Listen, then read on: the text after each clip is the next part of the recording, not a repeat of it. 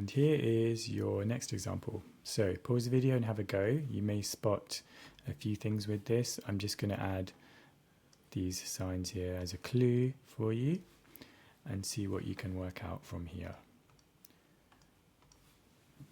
Okay, so you may have spotted that if these lines are parallel, then the transversal, which is the line that goes across, creates these corresponding angles only because they're parallel. If the lines were not parallel, then they wouldn't be corresponding.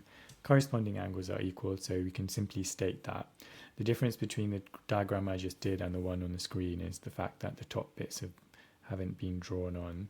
We've just extended the lines. So this is the diagram that we have. So we're going to say y is equal to 3x minus 20, which is also equal to 2x plus 10, because they are corresponding angles.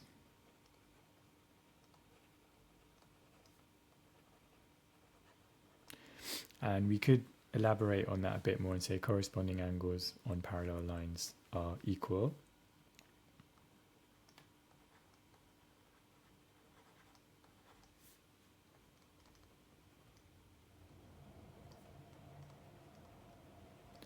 And then we can start working stuff out. So there's an important thing here to note, that there's a y here, and then there's x's as our unknowns on these two.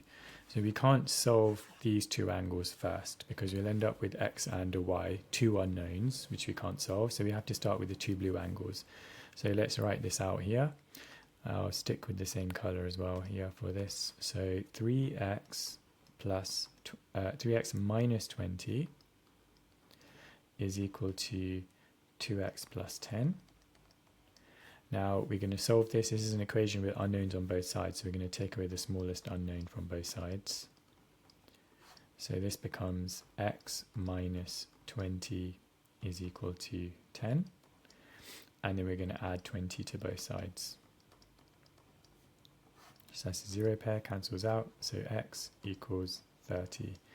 Now we're going to put this into either that one or that one, and we're going to get the same answer whichever one you choose. You can try those out yourself. I am just going to pick the 2x plus 10 as my example.